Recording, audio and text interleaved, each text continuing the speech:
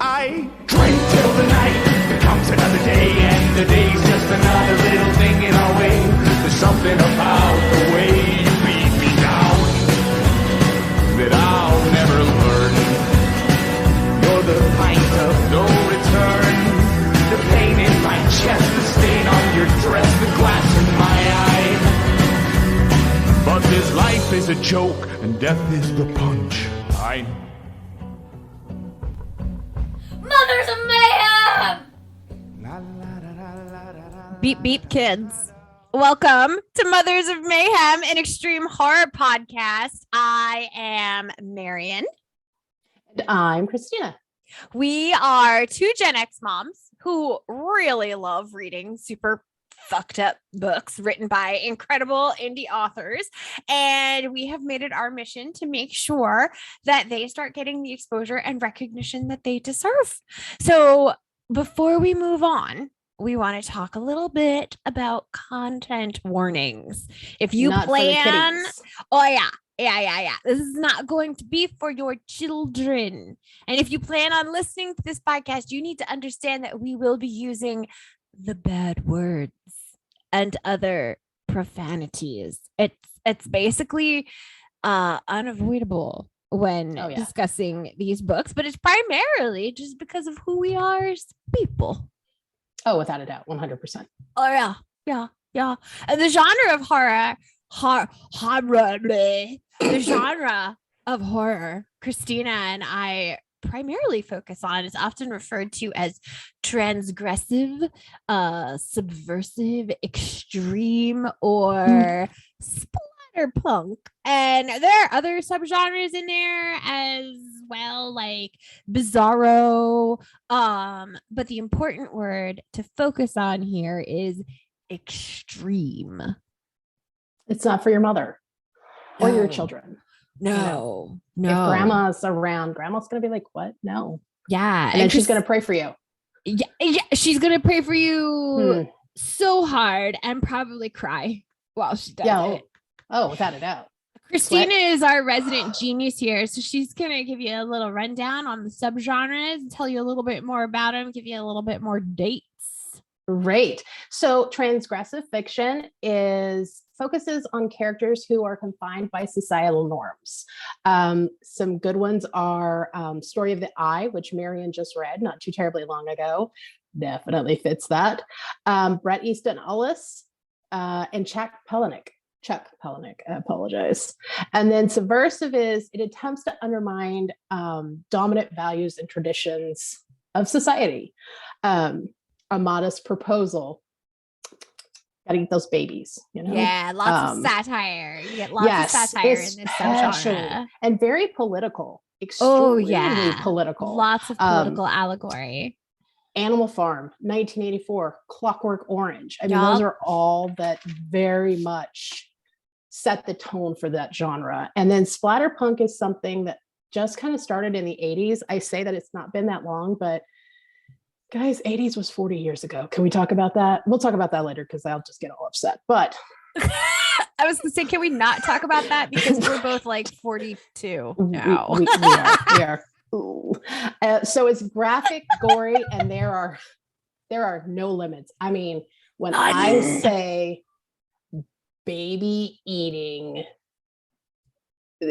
there's no limits, people. We're going balls to the wall, kids. All the way, rubbing the balls on the wall, cutting the balls off, and then rubbing them on the wall while licking them. Yes. Okay. Yes. So some of them in that are Clive Barker, Daniel Volpe, Aaron Beauregard, Carlton Mellick, Jack Ketchum. So there's a lot. Yeah, this is not your average mainstream horror stuff, my people. Like the stuff being written in these books that we're going to talk about, they can never put this on film. It would be considered pornography. Quite honestly, it is ultra violent, deviant. It is emotionally challenging stuff. So when we talk about certain books, you need to keep in mind that you must always do your research regarding the trigger warnings before jumping into anything that we might recommend. Okay. Yes. This is not we're not going to have tons of time to give you the full trigger warning rundown. A lot of the content, you're just going to be able to figure this out on your own and be like, I don't think this one's for me.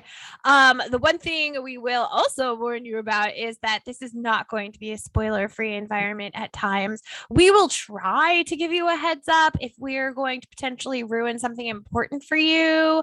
But again, another key word here is try. Yeah. There's going to be a lot of times that things are just going to slip out. Like, I don't know, be like, oh, it's ruined. And we're going to be like, sorry about your luck. So yeah. Hey, sorry about your life and how we just ruined it. Life ruiners right here. Yeah, we are complete life ruiners. And ask our husbands. It has potential to go in either direction.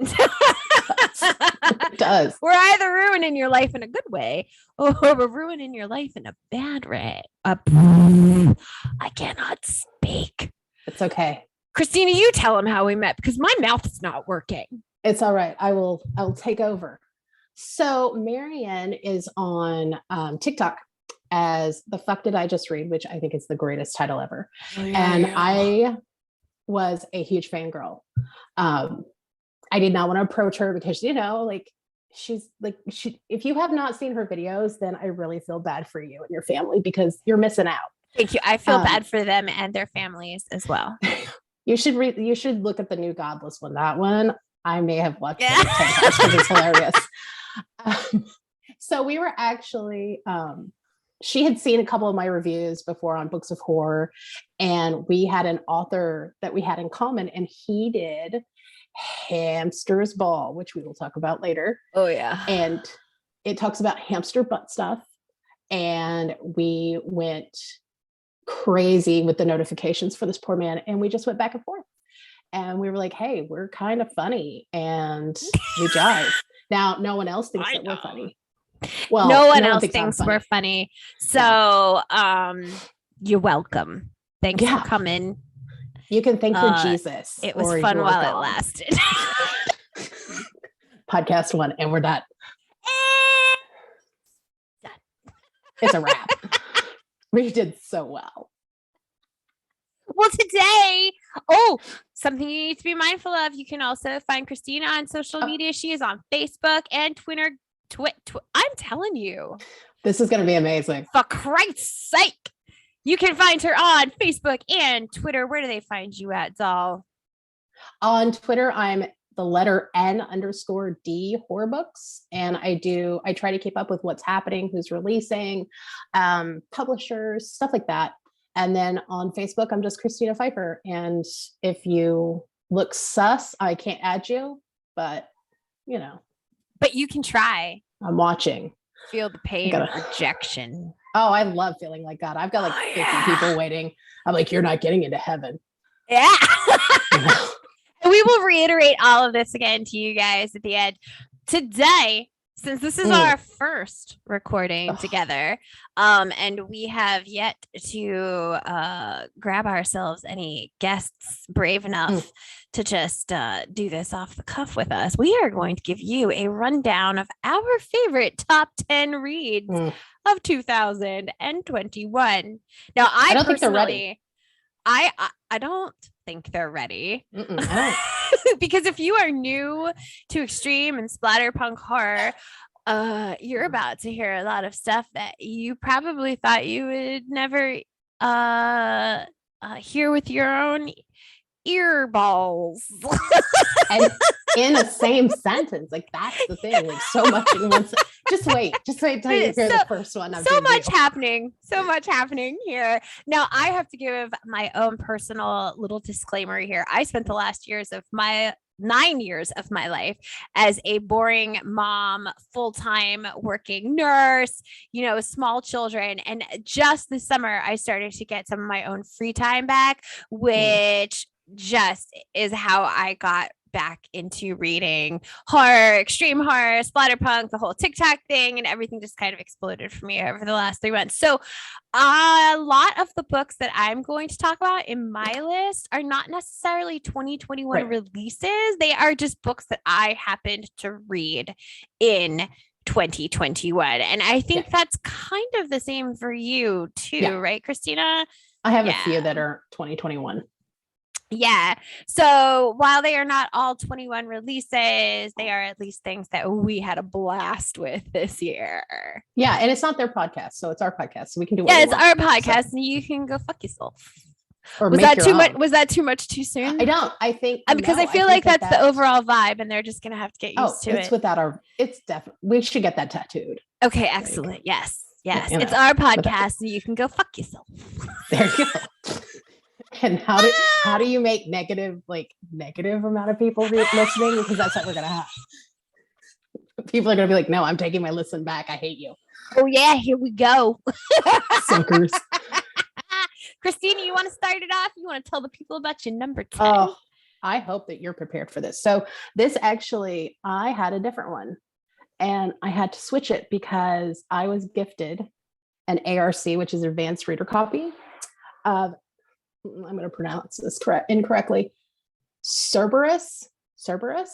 Oh, Exploitation by Chris Miller, Mike Enenbach, and Patrick Harrison III. I have been seeing this all over the Books of Horror Facebook group over the last week. Yes. So tell me more, because I have not investigated this at all yet. So top 10. Chris Miller sent it to me. You're going to hear Chris Miller again on this list. I'm going to give you a rundown. Okay. Rundown of a few things in the book. I'm going to say tit chains. Yes. Okay. Yes. Dick guns. Oh my God. I'm sold.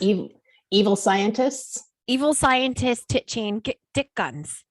Mutants. Do the mutants have the dick guns? One of them has a dick rope. Acceptable.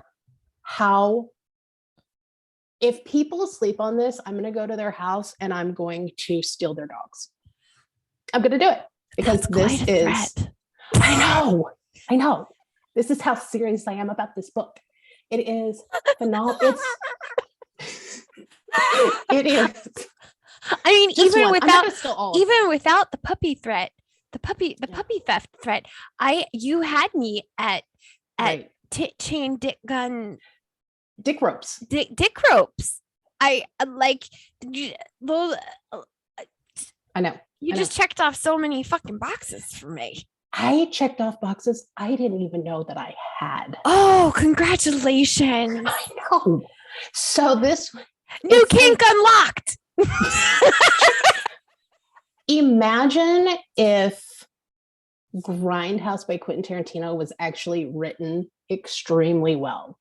It is a Grindhouse feel, and how they did it where you hear like an announcer's voice in your head. I don't know. Number 10. Go get this book. Well, I'm going to give you something that is like the complete opposite of that. It's just surprising because usually this whole dynamic is reversed, folks. Let me just tell you. Yeah, usually I'm the one that's like dick-nosed ass blasters. And she's like, oh, okay. Well, I'm gonna go. So my number 10 is The Strange Thing We Become by Eric Loraca. This was from Off Limits Press. This was a 2021 release. This was his follow-up to the very community polarizing Things Have Gotten Worse Since We Last Met, in which a woman, I'm gonna give a spoiler, but in which a woman basically gives birth to a ball of tapeworms.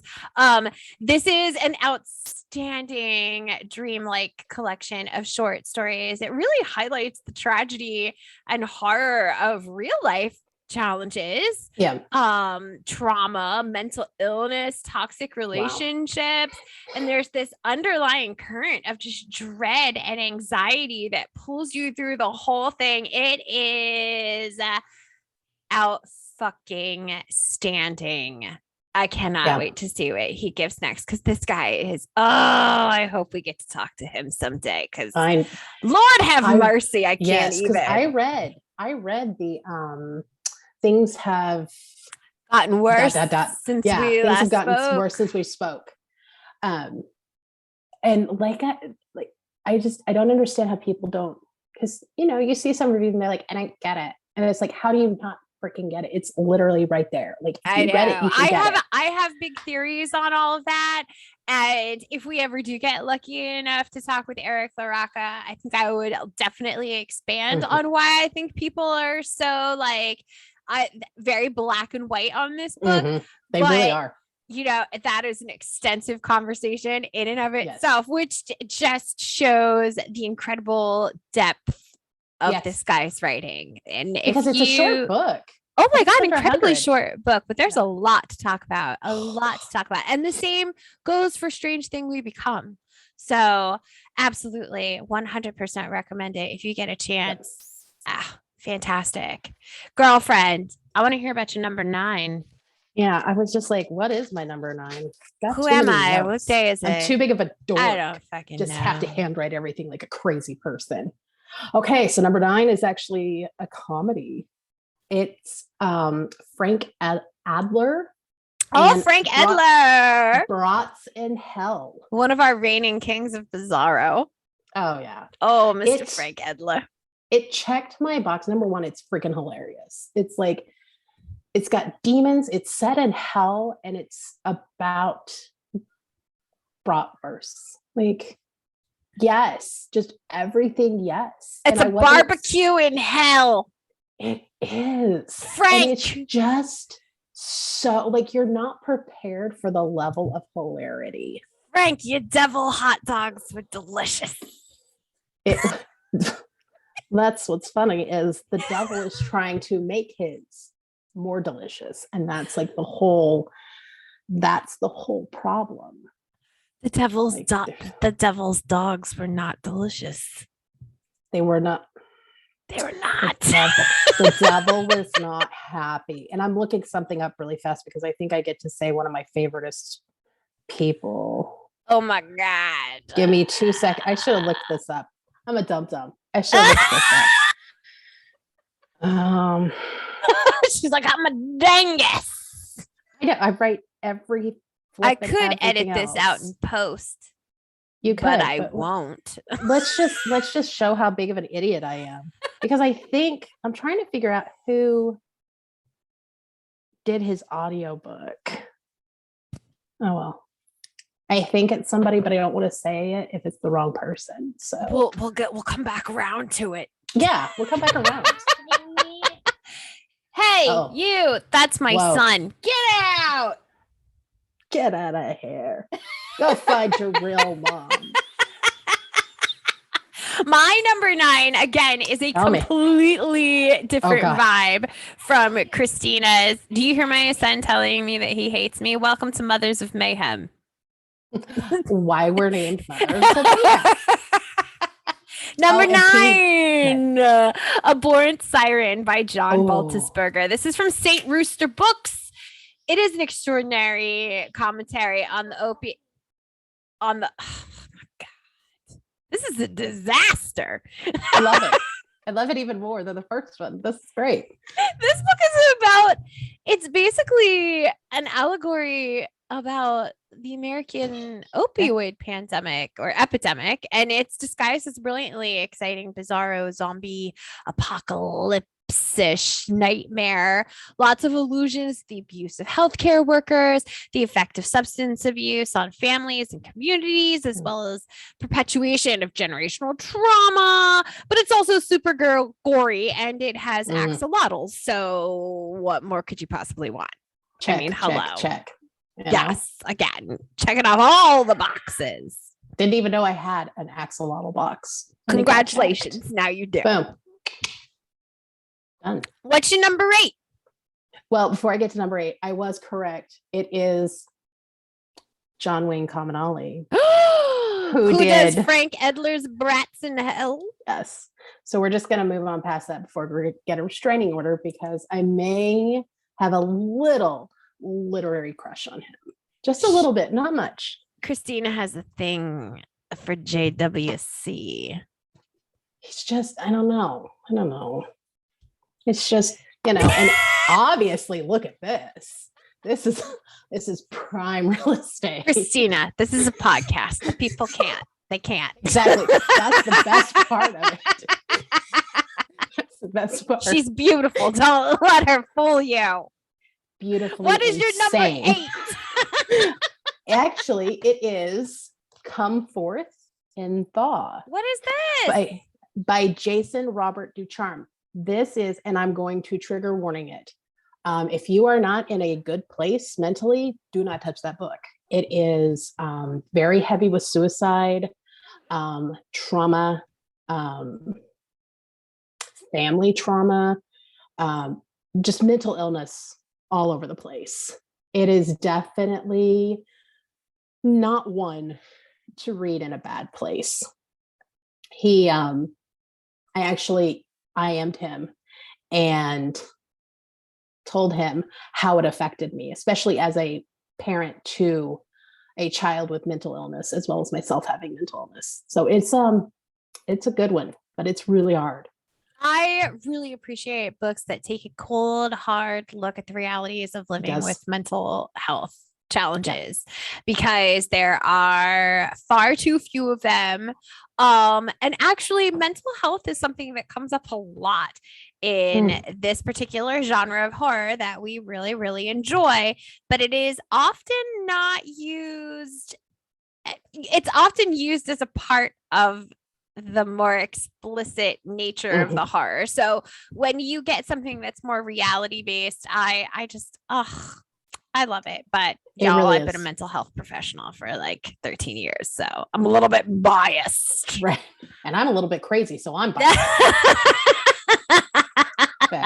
All right. I think it's going to become very, very clear that I share that with you. All right. Sweet Cheeks, number 7. Oh my God. 8. Oh yeah. No, here's my number 8. So this is a double whammy. This is twofer. Casey's Vengeance. Nice. And Killstreme by Rayne Havok. The Killstreme was self-published.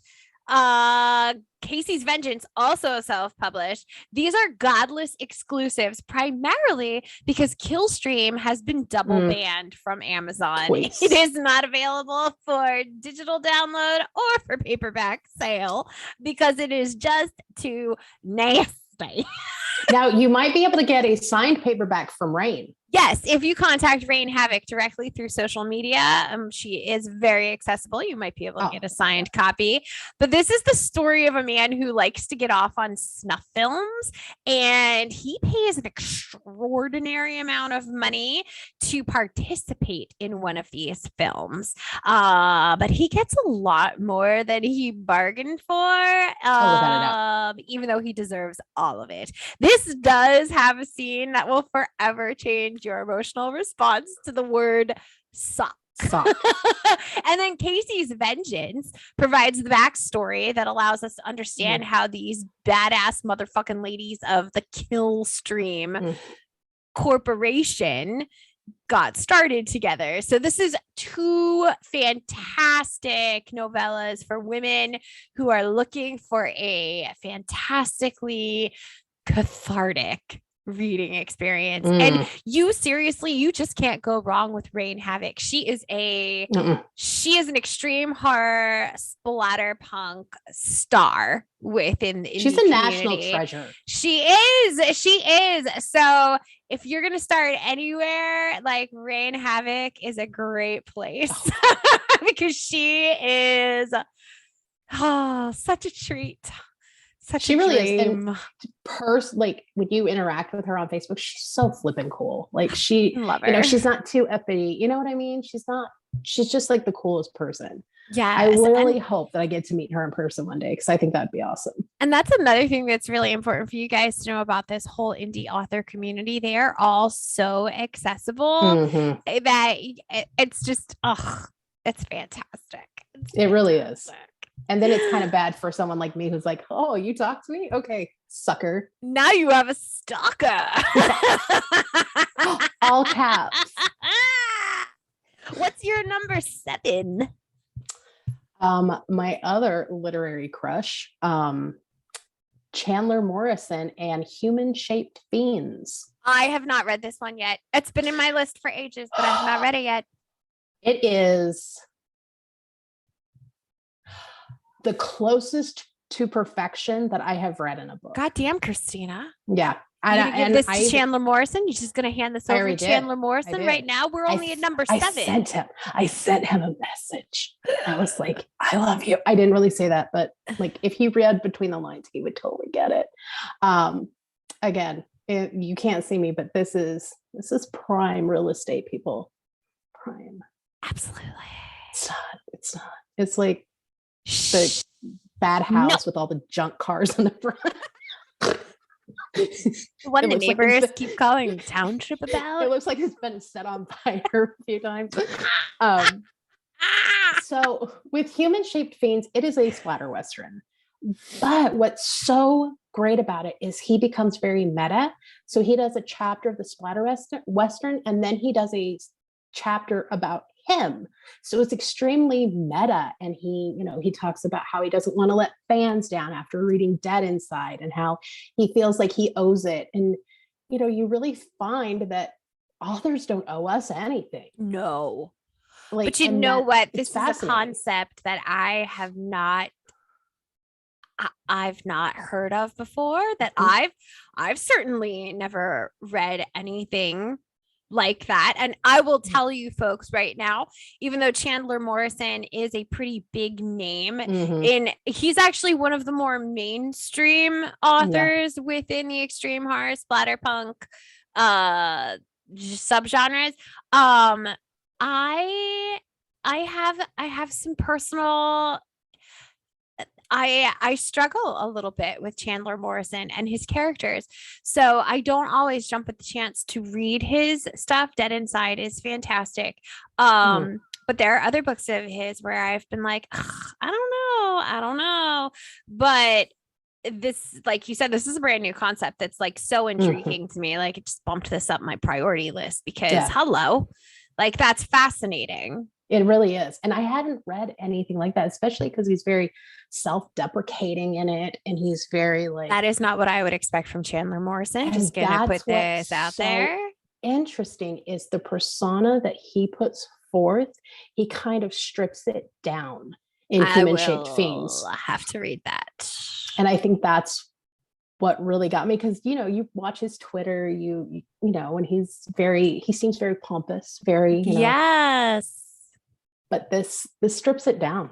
It kind of shows you the real Chandler, maybe. I think what he wants us, like he's giving us a glimpse. He's pulling it back, but he's not going to go, full frontal for us. Right. In her mind, Christina's like, God damn it. I know. Bastards. Fuck. All right, ma'am. What's your number 7? Oh, number 7 is the book that brought Christina Pfeiffer and Marian and Christina together. This is a self-published book by author R.J. Benetti. It is called Hamster's Ball. Chant with me now, Christina. Hamster butt stuff. Oh my God, that was so lame. You can do so much better. Why did I sound so much more excited about the hamster butt stuff? God damn it. Well, my froze. That was why.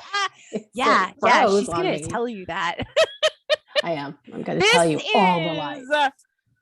A wild, bizarro, gross out fest. If you love hamsters, any animals in general, really, but hamsters in particular, if you love them, this book is not for you. It is not for you.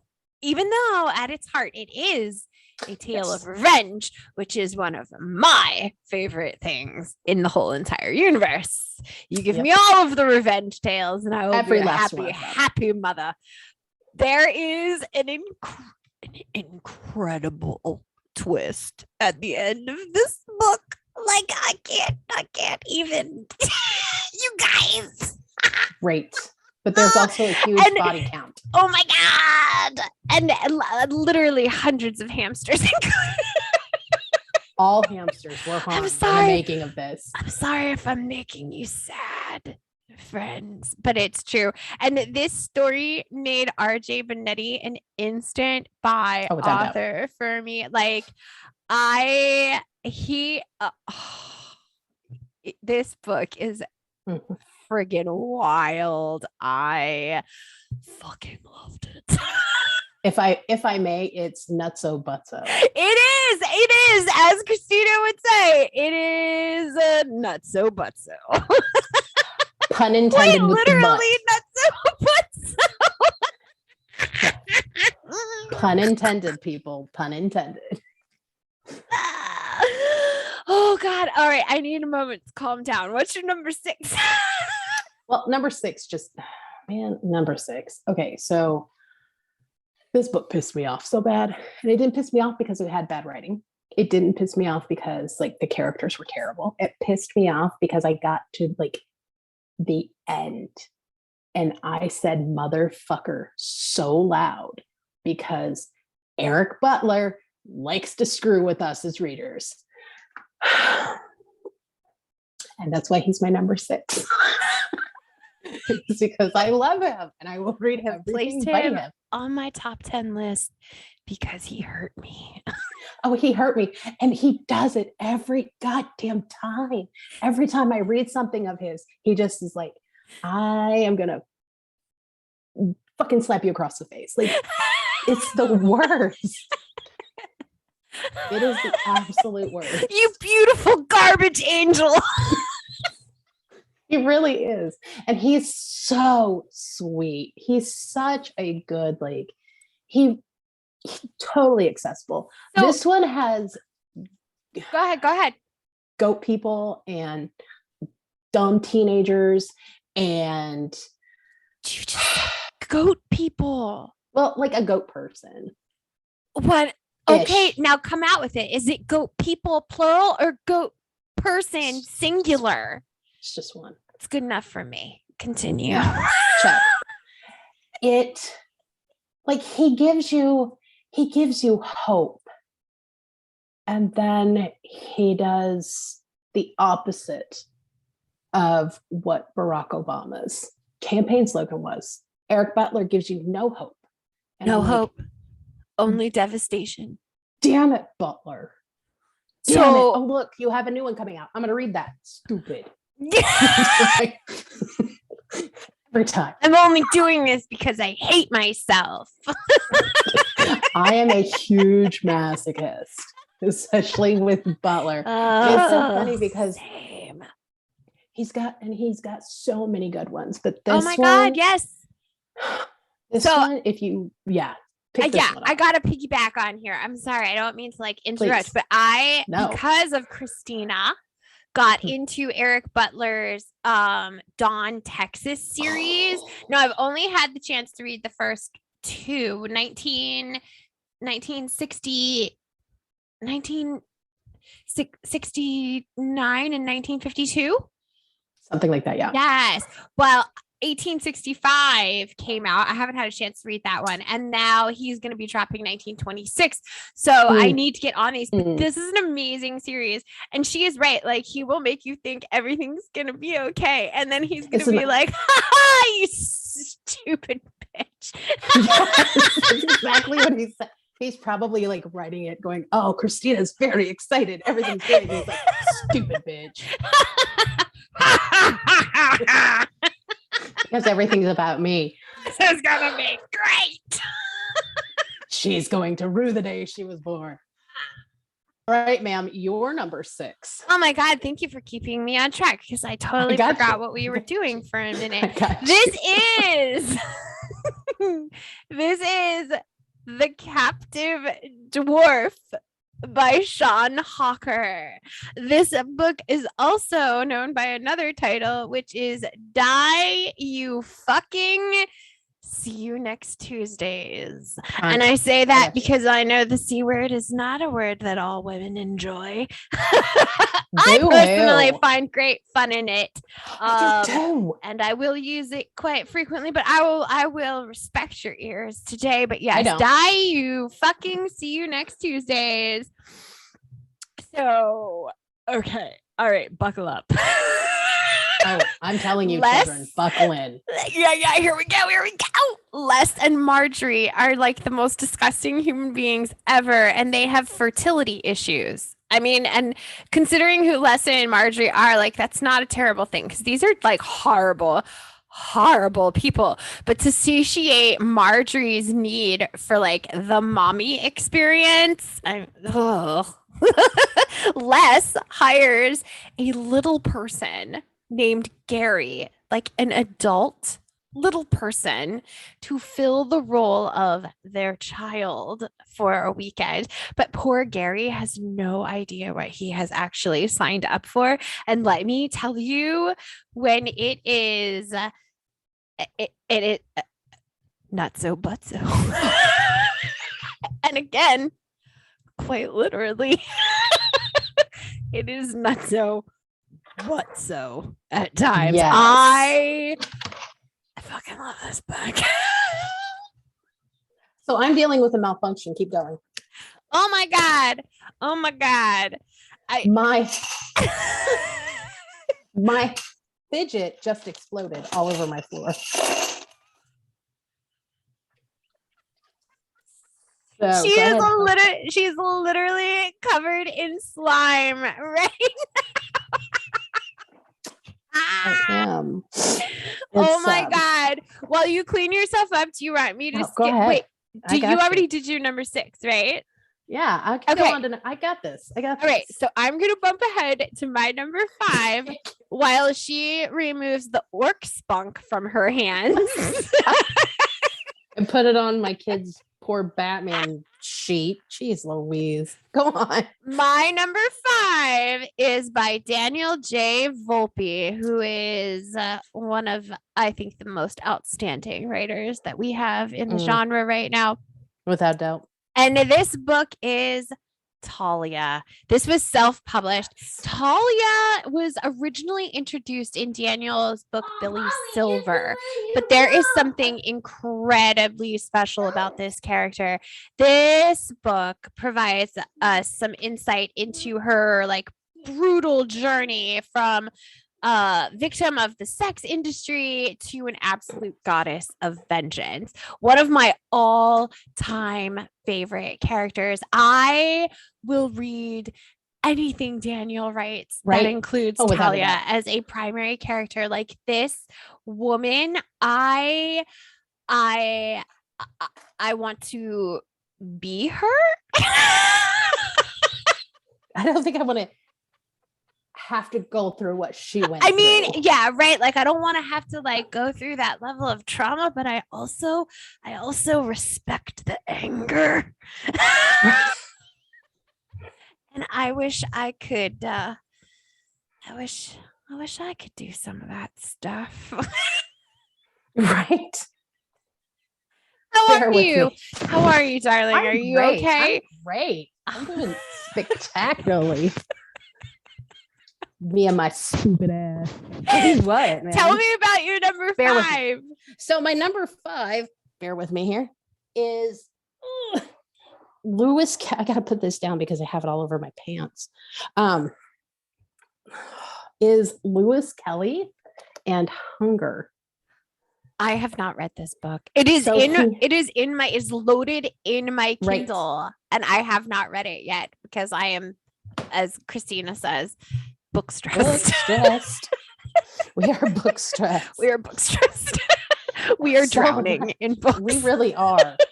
And then my stupid ass sees Amazon deals. But anyway, Hunger is about a gentleman who wants a sex slave. And so he orders one online because that's what you do. is you order 6 slaves online. And this 6th slave is not going to put up with his shit. And there's a lot of death, there's a lot of fires, and there's a little bit of sacrificing going on. So it checks all my boxes. Oh my God, I am so into this. Right?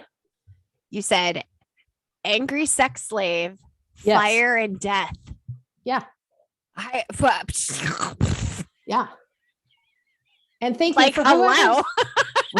And I just want to caveat it with whoever's watching this and dealing with me like, you think my hair picking was bad? I just got gross stuff all over me. So I feel like this is always going to go extremely well for me. You know, as mothers of children, both of us have 2 children. A majority of our children are under the age of 6. Yeah. So a slime explosion was inevitable. At some point, we just didn't think we were going to hit those heights in our first episode. No. I thought at least. Oh, my son's come back to tell me he hates me again. Look, this is Tell me about your number. Your number 4. My number 4. Okay. Yeah, so go my for number it. Go 4 for it. is, we've heard this name already. Chris Miller and Shattered Skies. See it?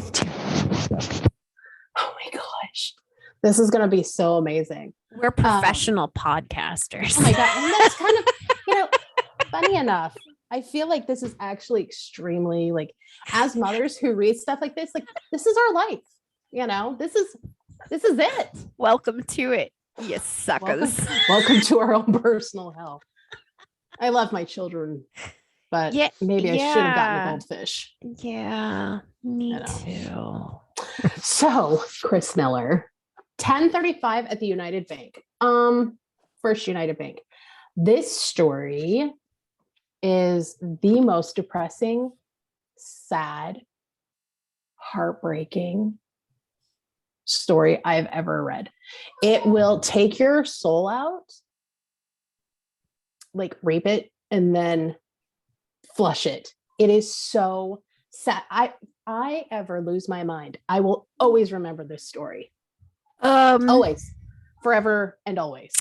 That sounds like a really great time. It really does. But that's what's so weird is the story is just, I have never read such a depressing but beautifully written story. And that's like, talk about no hope. Sarah, can you please shut the door? Okay. But and then he's got one. What do you do? Oh, my rope. He's got one called A Thirst for Scarlet, which is about vampires. Oh. And The Christmas Miracle, which is about a little boy who needs a transplant. And his dad will do what he needs to do to get it. My brain just went in so many different places. Right? And they were all amazing. Right? So Shattered Skies, Chris Miller, you are not going to be disappointed. And you can actually get this from the author. So Fantastic. I'm going to mute myself for a second. Let me tell you guys about my number 4, which is the Smalls Family, book 3. This book is called Bliss. It is by Ash Eric Moore. I love this whole goddamn series, but book number 3, which features brother Adam Smalls, also known as Bliss, is just perfection. I have never laughed so hard at something so obscenely violent. And that terrible. Scene. It's just awful. There is a section of this book that involves baby armor that Adam applies to his body using cellophane tape. But one of the greatest things I have ever read in my life. But there's actually a positive to that. So there is. It's so good. It's so freaking good. But Yeah. there's a whole series, the entire Smalls Family series. You had started. You don't have to read them all. You can read them as standalones, but Yes.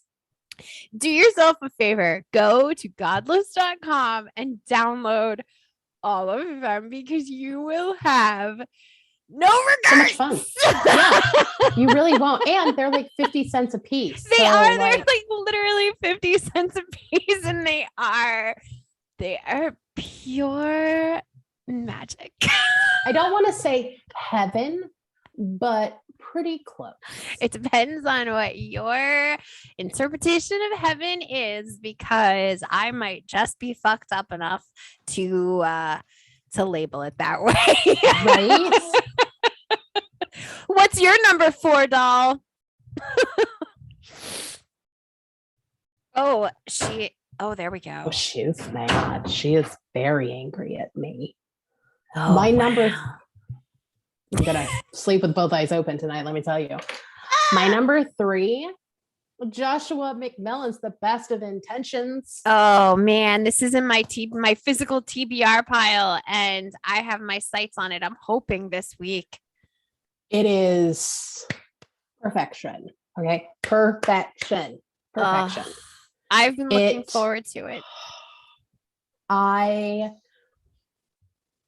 have this thing with sad books. I don't know why, but I love sad. I want catharsis. I want to cry. I want to, I want to feel everything. Make me feel, because I am a cold-hearted bitch. Like, make me feel. And what's so interesting about this story is what's going to happen, but it doesn't matter, because his writing and the how and the when and I don't know how he did it, but it's a debut. It's his debut as well. Awesome. I cannot wait to debuts read on this. I cannot wait to read it. Yes. Well, what's your my number 3, ma'am? number 3 is Stuck on You by Jasper Bark. And this was through It's Crystal perfection. Lake Publishing. It is my all-time favorite short story ever. The main character here is a man with a bad habit of cheating on his wife. And while he is having a sexual tryst in the forest with a random woman he meets at the border of Mexico, they are struck by lightning mid-coitus. Yes. And fused together. He survives. She doesn't. It's fucking amazing. And it is a great example of how the consequences of your actions can literally come back to bite you. The twist at the end of this story is an absolute fucking gem. Oh my God. Anything by that guy is a gem, let me tell you. I love Jasper Bark so much. And yes, I have adopted him as my book dad because I love him to absolute death. Absolutely. Okay. I love it. Oh, me too. What is your number 2?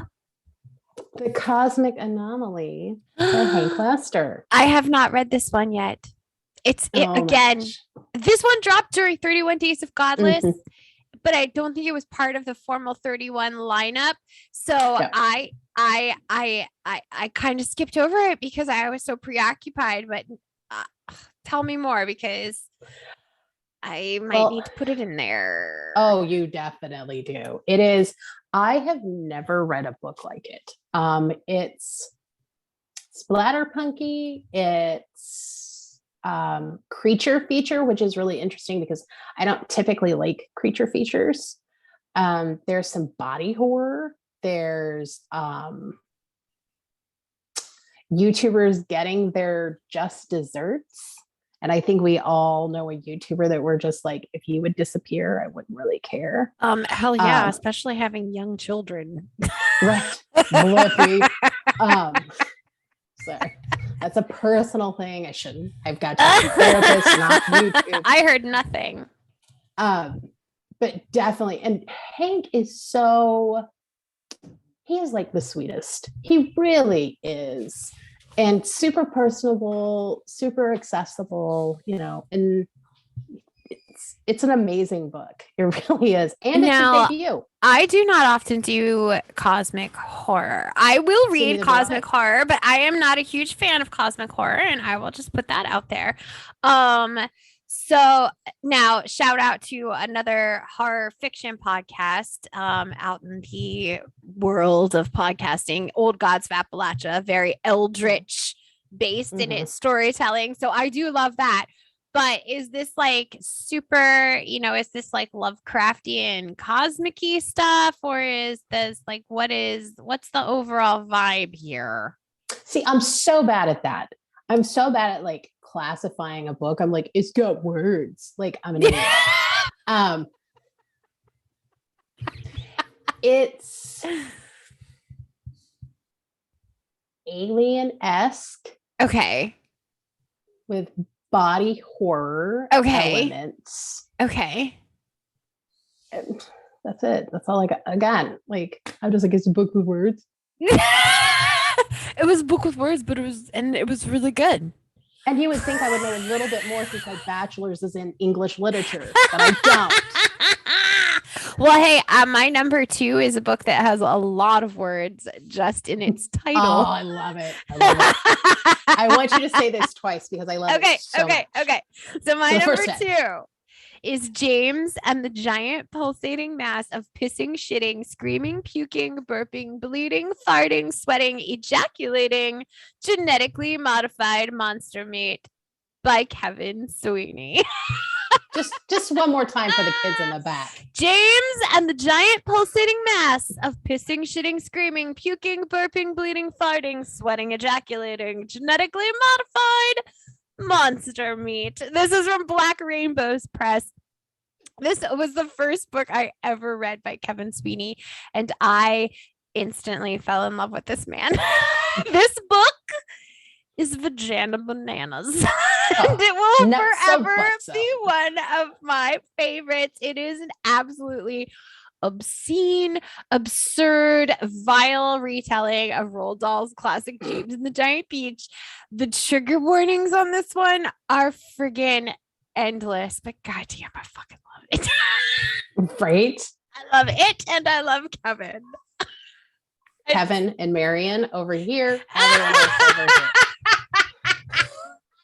Moving on. You guys are finding out a lot about us. Yeah, just in episode 1. Who will be placing restraining orders first? Tune in and find out. We've got 3 in the running so far. Ba, ba, ba, ba. What is your number 2? My number 1. Oh, your number 1. That's yeah. Great. We we're already switched. We reversed. Reverse. Remember that song? Reverse. I don't. But carry on. Ryder Kenley's Rehab. Oh, I love Ryder Kenley. Ryder Kenley and I. Everyone else. They are mega biffs. Oh, she's so cool. Someday I'm gonna have to fight her for you. Oh, I don't fight, so no, but like you guys are like biffs, but you're my biff. So someday I will. Trust me, there's enough of me to go on. Trust me. Thank you, Tweaking is and McDonald's. All right. Okay. I won't fight Ryder. Plus, she knows how to wrestle like Crocs. That's true. That's true. She is a Croc wrestler. So this one really got me. This is a debut as well this year. This one got me because it is so heartbreaking. There's like paranormal elements to it. It's about a girl who has to go to rehab and some bad shit goes down. Like bad shit happens. We should just preface our entire podcast, every book that we talk about, bad shit happens. Yeah. There's this person and they have to go to this place and this stuff happens and then bad shit. People die. Bad shit occurs. Yeah. Everyone dies. This is, she and I have talked, and there's some personal elements to this story as well, which, I didn't get into asking her that because to me, that's not my business as a reader. Sure. But you can really tell that she put her heart and her soul into this book. All right. Okay. Number 1. Book number 1 of my top 10 of 2021 is Womb by Duncan Ralston. This was from Shadowwork Publishing. I put this one in my number one spot because this really was the first book of this year to pull me back into my extreme horror comfort zone. Like, this story is about Angel, and Angel is a man with maternal attachment issues and he's spending time in a hotel room that has like great personal history for him. And while he's staying in this room, he hires an unsuspecting sex worker named Shyla to help him process some of his past traumas. I like, but while together in this room, Angel is like telling Shyla all of these like weird, disturbing stories. That, like I said, this was my first adventure back into the realms of subversive horror. It will forever be one of my all-time favorites. It is violent, but it's also really sad. Like, I found it to be fantastically written. I believe Duncan Ralston is an exceptional author. Oh, he deserves a lot more recognition for his work. You should check out his Ghostland trilogy if you love supernatural stuff. He has a short story called Bus Driver Man, which I got for free on Kindle Unlimited, that like fucking rocked me. This guy has been out here killing it for years. Go find his stuff, download it, buy it. It is all 100% worth it. Just especially Womb. Like, oh my God, this fucking book. It's crazy. I love it so much. It is. It's wild. Again, this one literally is vagina bananas. It quite literally. I'm thinking of the scene, and yes, you are correct. Yes. Can confirm. So, do you have any notable mentions that did not make it on your top 10 list that you want to like highlight real quick? I actually have top 5 under 150 pages. Strange Soul. I know I am. Number 5, Strange Souls by Ash Ericmore. I always want to say Eric Ashmore for some reason. I also really enjoyed that book. So funny. So freaking good. Horny sex demon. Can we talk? Horny sex demon. Spectacular. Everything that man writes is hilarious. Or I should say everything that author writes, because I don't know what to do. Yeah, none of us really know who Ash Ericmore is. So Ash, if you want to like IM me and tell me, we're totally open. Fort Knox. And we're very, very discreet. I'm not really. I'll tell my 4-year-old and she will tell everyone. Number 4 is Pitbull by Simon McCarty. Simon McCarty is Nutso Buttso, and I love him. Like, he's just the coolest. And, you know, Pitbull is about sex-crazed dogs. It is one of the most disgusting books I've ever read in my life. I loved it. But it was my first by him, and I feel like it was the beginning of a beautiful friendship. Oh, there you go. Because as I was starting out, I was writing like love letters to Simon McCarty, but they were talking about how he cursed my family, and like my son was going to grow up and be like, you know, he was going to stab people and end up in prison, and my daughter was going to end up as a stripper named Simone McFarty. That's how I got my start on books of horror, was writing love letters to Simon McCarty. So yeah, number 3 is Insane Ideas in a Decaying in a Distasteful Pit. Sean Hawker.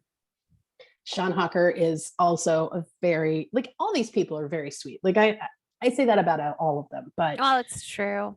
It's absolutely true. So amazing. Yeah, they are.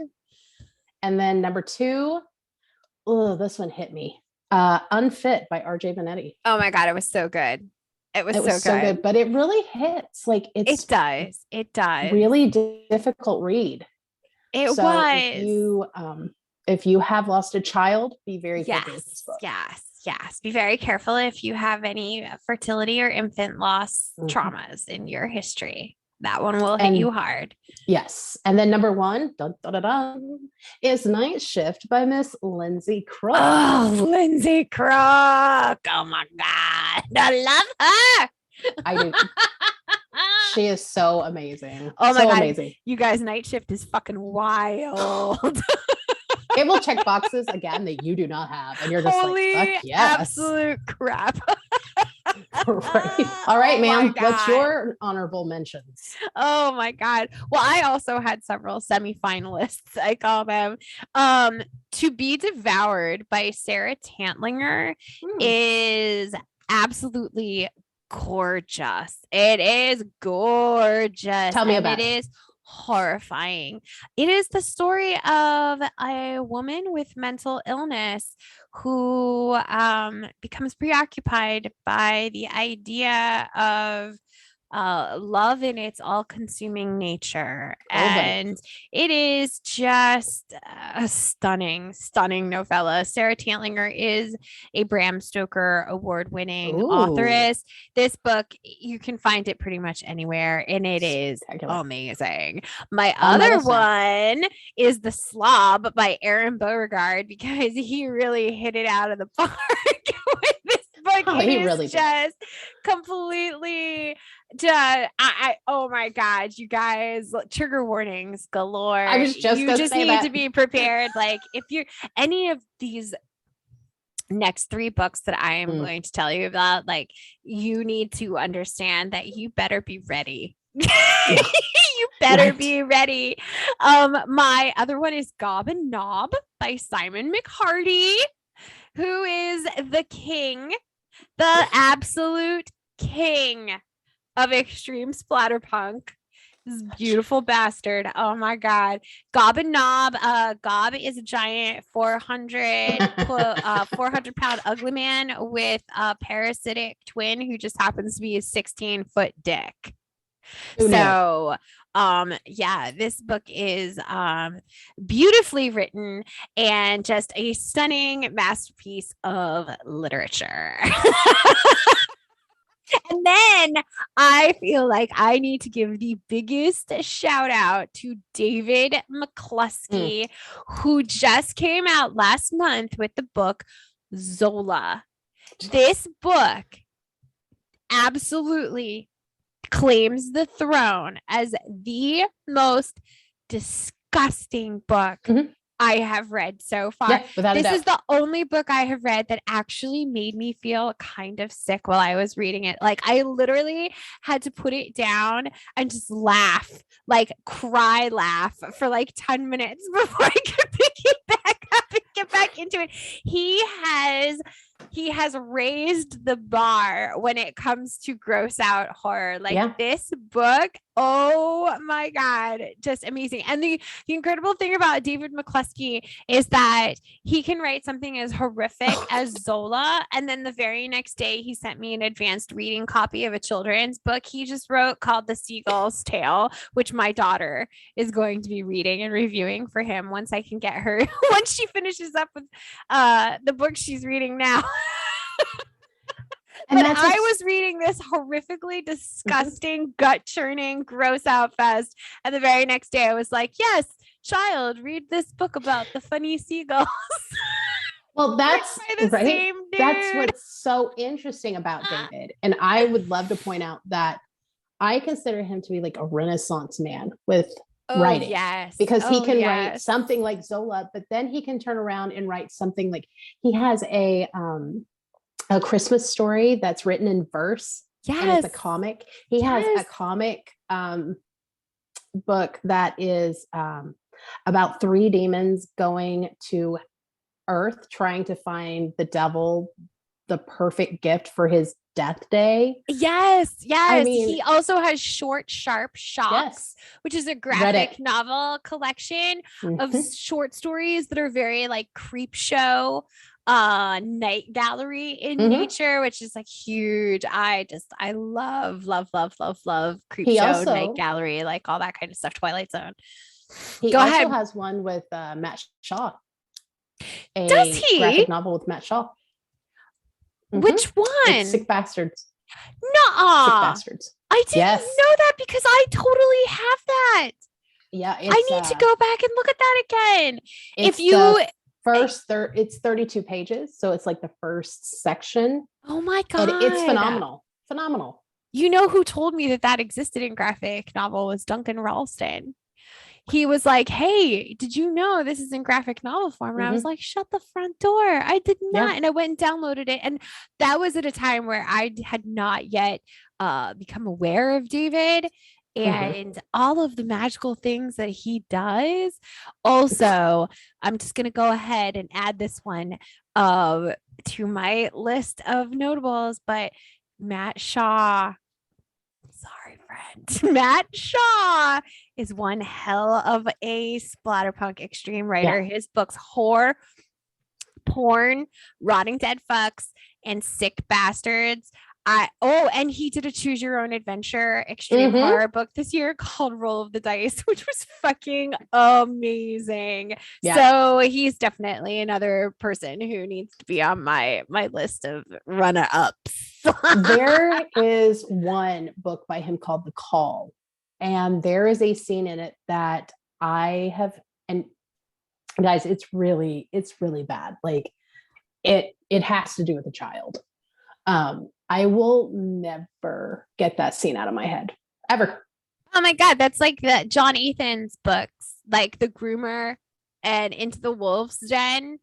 Like as mothers. Oh, I read that one a while you know, ago. like we are not. So yeah, we come in here, we talk about all this fucked up shit, but just know that we are not completely immune and completely jaded to some of these things, because there are authors who will write stuff that hit us pretty freaking hard, especially as mommies.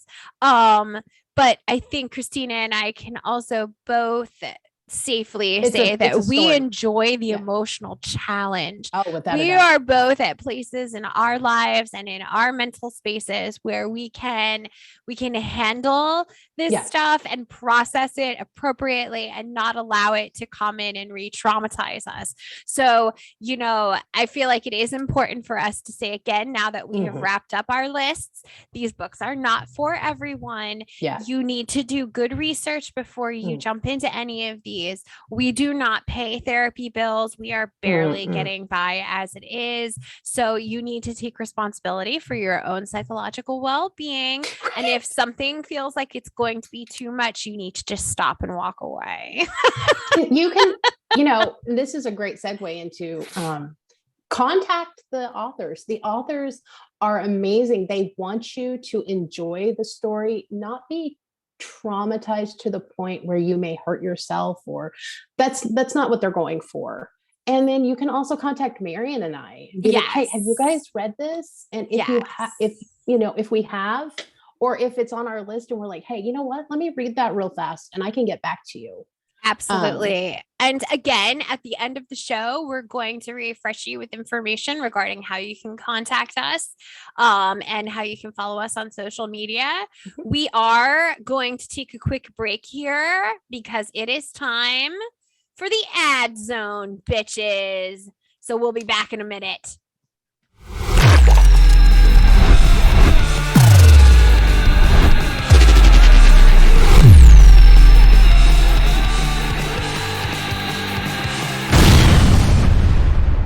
Hey kids, looking for a way to affordably access the best and wildest independent extreme horror currently in existence?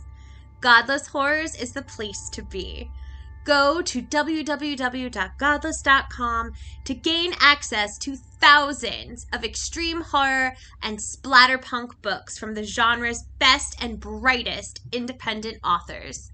Godless Horrors offers every title in their catalog in a variety of formats to ensure compatibility with your favorite digital reading device. Strapped for cash? No worries. Godless has a fantastic collection of free titles ready for instant download, with other titles in their collection rarely exceeding $3 to $4. Again, go to www.godless.com or download the app and tell them what the fuck you're looking for. Come join the Godless tribe today. Forever delightfully deviant.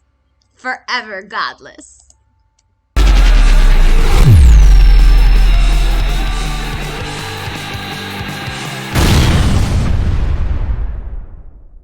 So, almost last, let's talk about our 2022 most anticipated releases. Oh yeah, let's do it. I'm stoked. let's preface this with this will be on our Facebook group because I have over 50 books that are coming out and we just can't highlight every single one of them in one episode. Yeah, so no, we we'd will be have you here highlighting for a another few like 30 each. minutes. Yeah. So we did try and Marian's like, no, let's make it smaller. So please come to our group. It will be up there. Authors will be able to add as we go. But we're just going to highlight a few that we're pretty psyched about. So with me, I'm excited about Ruth Ann Jag and the New Girl's Patient that comes out in January. Dave McCluskey, Glimmer, The City of Fireflies and the Throne of Glim, A Seagull's Tale and the Special Stuff. Writer Kenley, Musings of a Sadist. Oh, yes. Me too. I can't wait. Sean Hawker's The Swine comes out in April 2022. I believe that I think that is a McCarty collaboration as well. I believe so. Yes. I'm hoping, got my fingers crossed. Ash Eric Moore, he's got 5 coming out. Small 7 in January, A Small Story in February and March, Flesh and Pleasure 2 in January, and Brute in February. And last for me is Hank Wester and the South African Vigilante Chronicles. Either January or March. I'm so freaking excited about that. Oh my God. Vengeance. Well, my list of ones that I am super stoked and excited about.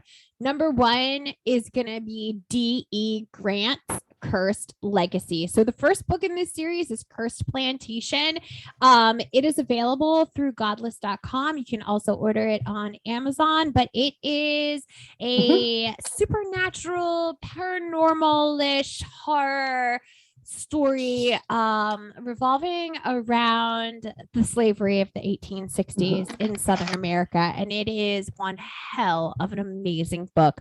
So Cursed Legacy, I am so excited. Another big one both Christina and I are super stoked about, hits on January 15th of this year, or February 15th, I'm sorry. It is Call Me Hoop, which is volume 1 collection of fucking scumbags burn in hell with an additional, I think, the 9th book, 10th book in the series from Drew Steppick that will only be available, I believe, in this collection. That again can be purchased through Bloodbound Books and is shipping out February 15th, 2022. Daniel Volpe just signed. Oh yeah, get it pre-ordered now or you're going to have a hard time getting your hands on it. Daniel Volpe just signed with Death's Head. So anything that comes from that collaboration is going to be bangarang. Tim Friesenhahn, who really just came out of nowhere last month with Copperphilia, and if you know what that is, y'all know it's about the poop eating. Well, he is coming at us again in 2022 with a book called Oozehead and another book called Shamalama Ding Dong. Love the name. How am I not supposed to be excited about that? And then my girl Dani Brown, the Queen of Filth, March 2022 is hitting us with a splatterpunk version of Snow White that she says is one of her most disturbing and filthiest books yet. And let me just say, I know, give it to me now. Funnel it down my throat, mama. I cannot even. And I think, again, both Christina and I can agree that coming up this year, 2 authors we are super, super excited to see more from are Lindsay Crook, who really has been taken under the wing of Rayne Havok, who is just kind of like lifting her up and like helping her move herself forward. She already has such brilliant creativity. Whatever she sends at us this year is going to be super exciting. And then Nicholas P. Robinson, who both Christina and I have really fallen in love with. You know, several of his books probably could have made my lists this year, but there's just so many that are already so great. But I would not be surprised if Nick hits us with 1 or 2 that make it on my top 10 for next year, because just everything I've written from him or read from him so far has been effing amazing. Just brilliant. He's fantastic. I mean, hit after hit. Oh hit my after hit God. after hit, He kills it every time. Just, and he is the most humble, sweet, just I know. And you know he's what? just awesome. The last time I did a live feed on Facebook, we had such a good time that he caught a 7-day ban. So if you are looking for a fun time, y'all, you need to come follow me on Facebook and jump in on these live streams, because without a doubt, the last one was such a fucking bop that Robinson caught 7 days in Facebook jail for it. He got zucked. He got zucked. That's how cool we are, bitches. It is fun for all. It is a family affair. You know what? Just put it on speaker on your big screen television and come be a part with us. Yes. Mama C, you want to tell them about what we're going to do if they have the balls to come back and sit through this shit again? To number 2. Oh man. Oh yeah. What are we gonna do on episode number 2? How do we get people to actually be willing to do this again? We do have something about them. It's about us being able to talk about books. we do actually have something very exciting coming up for you for episode 2. You want to tell them? We have Sean Hawker and Matt Clark. Yes. Bizarro and Splatterpunk. And then with Sean, we're going to be talking about This Is Pure Fucking Filth. We're going to be talking about the Captive Dwarf, since you don't want to drop the C word, which the C word is like my favorite word of the English language, but we'll move on. Neil and My Dildo is a Serial Killer. Now I'm a little partial to My Dildo is a Serial Killer because my name, I can't really say I'm in it because like I have never had a ghost dildo. So I can't really say this is about me, but I can say that my name is being used. You haven't had a ghost dildo yet. That's a good point. Never stop dreaming, baby. And I should never say never because, no, exactly. And please don't send me dildos, because then I'm just going to be like, what am I supposed to do? You should definitely send her dildos. All of Matt Clark is a fantastic bizarro. Definitely send her dildos.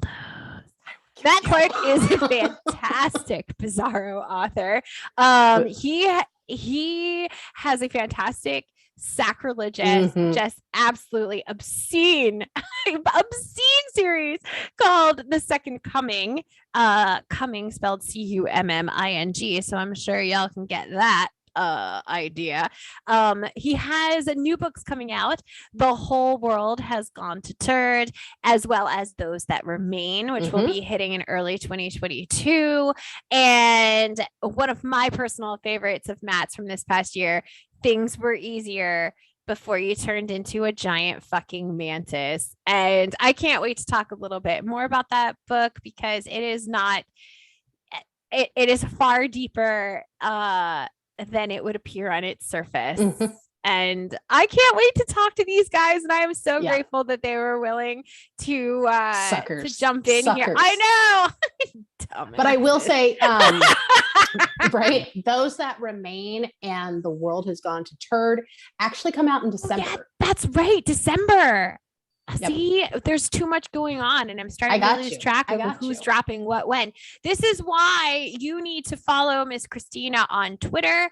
You need to follow her at, give us your handle again. The letter N_D horror books. So Christina, from this day forward, will be dropping all of the biggest and best titles headed your way. She will keep you updated on all of your extreme horror and splatterpunk news. So following her on Twitter is going to be the best place to do that. And before we wrap it up for this episode, we want to give a huge thank you to singer-songwriter Amigo the Devil.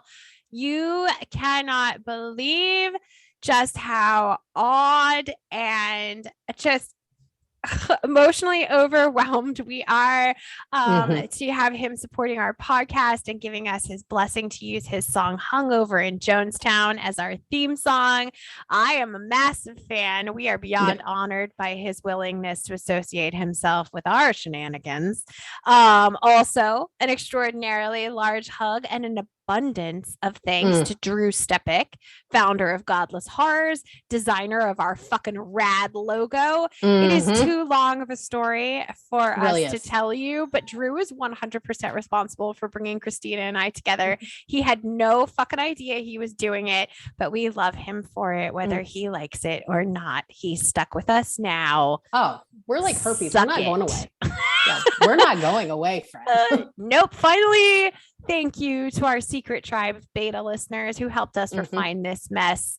We thought that our second recording here was going to be better than our first one, but it's definitely not. But this is what you get. So congratulations. But we've improved on what they said. Yeah, we've So- improved, but our children have not. So Dumpster fires. Our children are absolute dumpster fires. human dumpster fires, and we love them for that. They're the best. If you have any questions, comments, or insults you would like to share with us, you can email us at